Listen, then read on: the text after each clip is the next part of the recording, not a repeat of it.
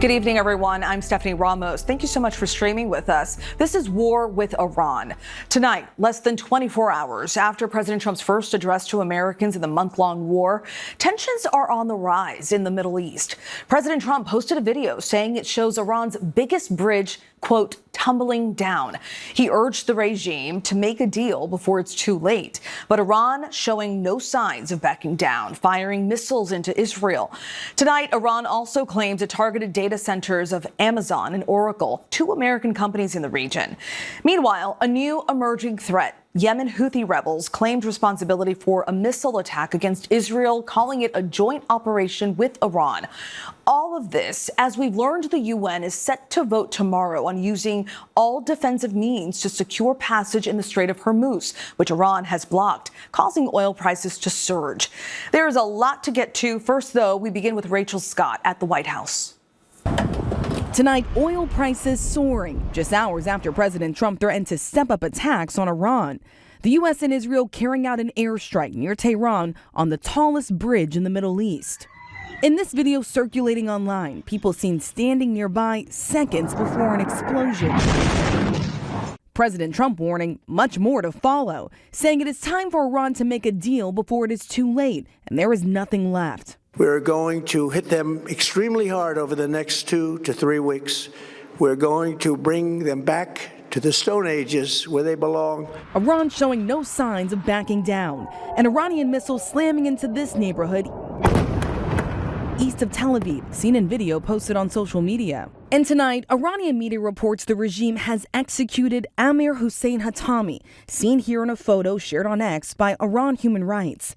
The 18-year-old sentenced to death for participating in nationwide protests against the government. Thousands have been killed in the crackdown. 5 weeks into this war, President Trump has not laid out an exit strategy or a concrete plan to reopen the critical Strait of Hormuz, which today sent oil prices spiking. The price for a gallon of gas here at home now tops $4 a gallon and could reach $4.45 in the next 2 weeks. Diesel could reach a record $6 a gallon. The extra costs already adding up quickly for truck drivers like Corey Reese in Missouri. Literally, it's crazy. These trucks, they carry 200, 300 gallons at a time. In Virginia, Thomas Walker says he's making tough choices. I had to do grocery shopping at the Dollar General because it's food or gas. So I'm splitting it up between gas and food. But as Americans are feeling the pinch at home, the president says it's not possible for the U.S. to fund some domestic programs. In this video obtained by Business Insider. It's not possible for us to take care of daycare, Medicaid, Medicare, all these individual things. They can do it on a state basis. You can't do it on a federal. We have to take care of one thing, military protection. Stephanie, the president is once again challenging our allies to reopen the Strait of Hormuz. But today, French President Emmanuel Macron saying the United States could deplore the fact that they're not being helped, but that this is not their operation. Stephanie. Our thanks to Rachel Scott. Tonight, officials in Iraq are still trying to locate a missing American journalist after she was reportedly kidnapped. Our Matt Rivers has that story. The search for Shelley Kittleson intensifying this morning as the veteran American journalist remains missing. The source tells ABC News the FBI is now involved. We all saw that harrowing video circulating online showing several people forcing Kittleson into a car in Baghdad. She's seen struggling against them before she is forced inside. That car then driving away. Iraqi authorities have said an Iran-backed militia group is responsible for the kidnapping, but that group has yet to publicly claim responsibility. Iraqi officials say they did arrest one militia member involved in the plot, but the journalist remains missing. Kittleson is a veteran journalist here, having covered this region for years, no stranger to the perils that are sometimes involved in that. And today, the U.S. Embassy in Iraq warning all Americans to leave immediately, saying militia, quote, may intend to conduct attacks in central Baghdad in the next 24 to 48 hours to target U.S. citizens, businesses, universities, diplomatic facilities, energy infrastructure, hotels, and airports. Joining us now in his weekly segment assessing the threat and for more analysis on the president's speech is ABC News contributor and former DHS official John Cohen. John, great to have you with us this evening. In last night's address to the nation, President Trump asserted the U.S. offensive in Iran is, quote, nearing completion, but he did not provide an exit strategy. When and how do you see the U.S. ending this war, and what were your major takeaways from his speech? Well, my biggest takeaway from the speech last night and from the comments that we've been hearing from the Departments of Defense and State is that the U.S. is fighting a conventional war and Iran is fighting an asymmetric or hybrid war. And what I mean by that is that the United States, using its Air Force and Navy and missiles, are targeting military sites, the command and control capabilities of Iran, their ability to fire missiles, their ability to manufacture missiles.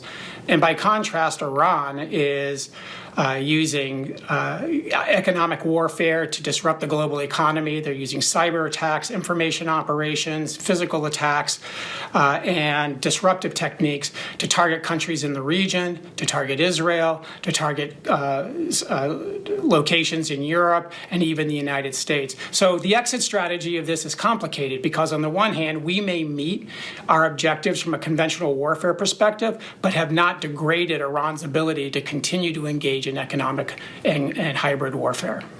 John, the president also said military operations would intensify over the next 2 to 3 weeks. What would be the main target and what is the end goal for this new offensive? This is a really important issue because in some of his commentary, he suggested he would begin targeting parts of Iran's critical infrastructure, its electrical grid, its desalination capabilities, and other parts of the infrastructure that the population depends on to live their lives day to day. Remember, Iran usually attacks those things that have been of theirs that have been attacked. And if we expand our focus militarily to targeting their critical infrastructure, we should anticipate that they will use cyber, physical attacks, and other techniques to target those of other countries in the region and even here in the United States. Originally, President Trump said one of his goals was to destroy Iran's nuclear capabilities. And last night he said this war is an investment in the future of our children and grandchildren's future.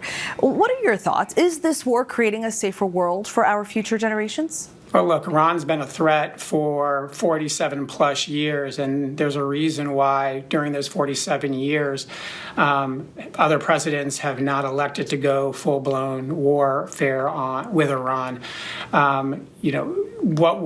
The answer to your question depends on what happens when we cease operations.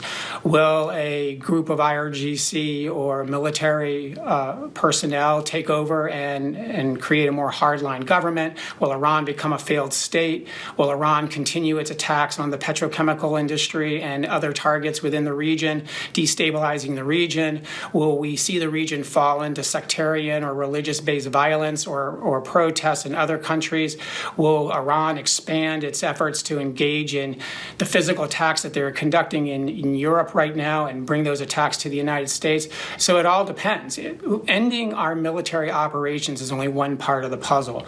Making sure that Iran can't continue to attack the global economy and making sure that the region does not destabilize is as critical as ending our military operations. Absolutely. It's a multi-step process and a complex one. John, as you know, the impact of the war is hitting Americans at the gas pump and the grocery stores. The president's approval ratings have also hit a new low. Did the president justify this war to the American public in his speech last night? And should this speech have been given at the start of the war? Yeah, there's a basic rule in government that if you're going to engage in extensive military or law enforcement or security-related operations, you explain to the public what the problem is you're trying to solve, what's the threat, what are you doing and why are you doing it, and what you need from them. We didn't get a lot of that from the administration. And to me, it's, I have to be candid, it's really unclear to me what the sense of urgency was to go in and begin these military operations today. John, thank you very much for your time and your insights. Appreciate it. Coming up, there are fears history is about to repeat itself. Tonight, the grave concerns of a Gaza-style offensive. Hear from a top Lebanese official who says Israel is carrying out an invasion and occupation there.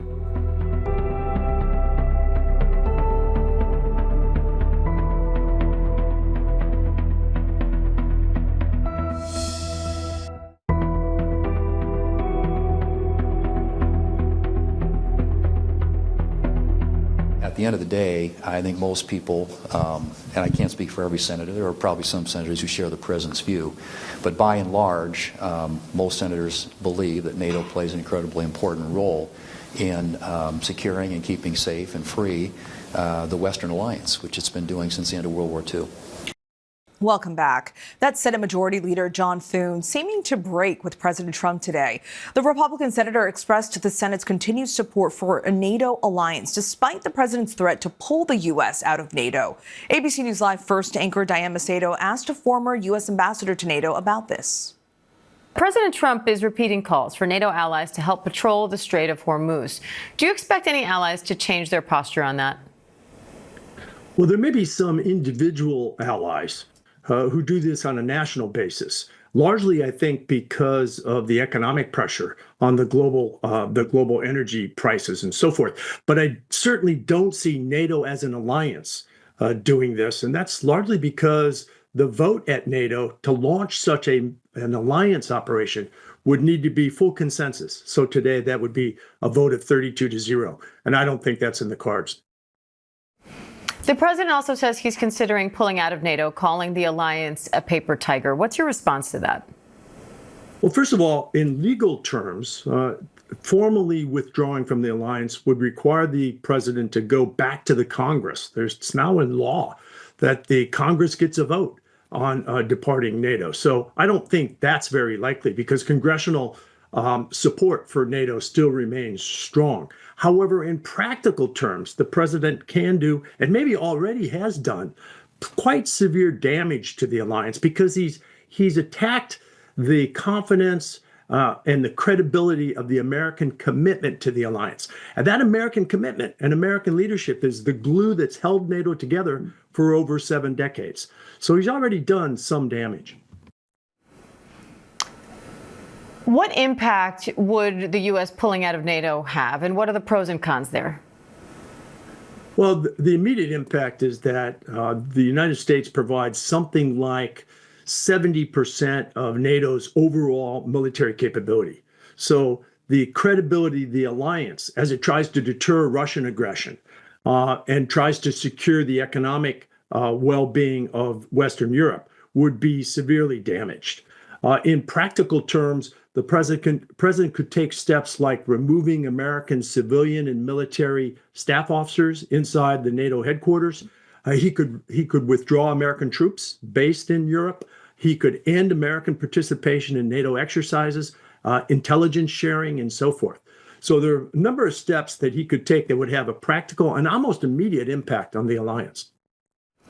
Trump says the U.S. is going to hit Iran extremely hard over the next 2 to 3 weeks. He's threatening to hit their energy infrastructure if they don't make a deal. How do you see that playing out? Well, typically, in international law terms, striking civilian infrastructure in an effort to pressure civilian populations could rise to the level of a war crime. I'm not a lawyer, so I won't opine on that. But I do think the president, while making the case that our military objectives have largely been achieved, also promised last night in his speech to revisit with additional military strikes if necessary. And I think there are 2 looming issues. One is, as you reported just earlier in this broadcast, what about the 1,000 pounds of highly enriched uranium? And then second of all, what about the status of the Strait of Hormuz? So attaining our military objectives doesn't really address either one of those looming problems. Our thanks to Diane for that interview.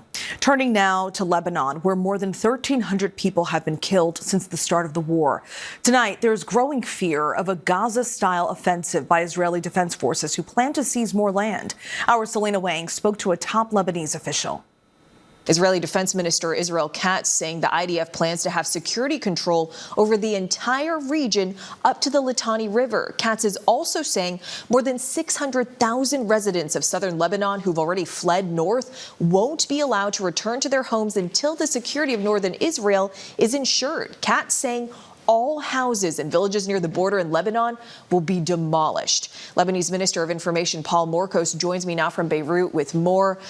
So now over 1 million people have been displaced, a fifth of your entire population, and Israel is explicitly citing Gaza as its model for what comes next. So what does this mean for the people of Lebanon? And are you afraid your country is going to face the same fate as Gaza?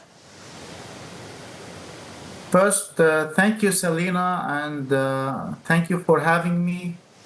Yes, indeed, it's not only forcing the population to leave, but also demolishing their homes. So Gaza is a model that the Israelis want to make again in the south. So what the Israeli defense minister is describing is an invasion and occupation, as well as de facto it's a cleansing of southern Lebanon. The Israeli steps are clear to do what they say is necessary to protect their civilians, but they are willing also to destroy the civilian lives on the other side. We saw it in Gaza and we're seeing again in Lebanon. The results are catastrophic. We have like 1,345 civilian martyrs. We have more than 4,000 civilian injuries. Amongst them, there are many children, 50 martyrs amongst children, and 185 injuries. And Paul, Lebanon has also banned Hezbollah's military operations, but Hezbollah is still firing rockets. Israel is still advancing. So what can Lebanon actually do to stop this? Indeed, the Lebanese army was deploying in the south of Lebanon. They needed a lot of assistance and support from the international community. This was a little bit late, of course, and the attacks of the Israeli forces constituted an obstacle that, made the deployment more difficult. And therefore, now we are witnessing a weakness, more weakness towards the Lebanese state, instead of bringing support to it. And in addition, Lebanese President General Joseph Aoun has submitted a great initiative, a very advanced and brave and explicit one, that is start negotiations under the international community observation. But instead of having a sort of agreement for that with Israel, instead of that, there has been more attacks against Lebanon. So things are deteriorating, and the humanitarian situation is worse than ever. The UNICEF has witnessed this, the UNHCR, and other organizations as well. And Paul, is your government in direct talks with Israel or the United States right now? And would Lebanon accept a ceasefire that leaves Israeli forces occupying southern Lebanese territory? We are into close discussions with the United States and other friends amongst the world, but there has been no statement by Israel to accept the Lebanese initiative so far. What we're doing is diplomatic efforts in order to make this Lebanese presidential initiative successful. Our thanks to Selena for that interview. Coming up, let's talk summer travel and the ways you can save with the Points Guide, because new numbers are in on rising airfares.